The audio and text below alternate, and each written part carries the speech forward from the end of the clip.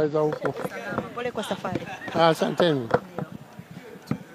Najua tumefungwa, lakini tulicheza mpira mzuri. Lakini kila siku huwa nasema kwamba lazima uwe na bahati vile vile. Kwa hiyo kwa bahati mbaya tulikuwa tuna bahati. Lakini nyumbani hapa Mungu akijalia basi tutaweza kuzirudisha na kuongeza goli. Kuna advantage mbili. Kwanza, timu zote za bara la Afrika wanaogopa kwa Mkapa. Wanaogopa kwa Mkapa, wanajua kwamba huku hakutoki mtu salama. Kwa hiyo wanakuja na hofu hiyo, na ya pili hiyo timu waliona tulivyocheza. Na kama asisemi, lakini labda niseme tu kama kubebwa wamebebwa.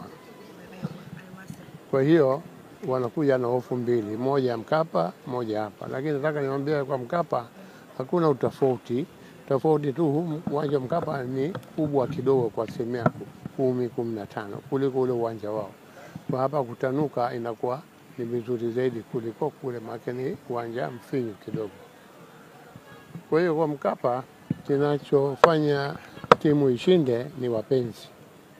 Unapojaa basi timu inakuwa na nguvu. Kwa hiyo naomba tu wapenzi wajitokeze, na hakuna kitu kitamu zaidi kuliko kupata kitu pasipokuwa na matumaini. Ukiwa na matumaini basi furaha inakuwa kiasi. Kwa hiyo tunaomba tu wajitokeze kwa wingi ili tuweze tukawapa furaha.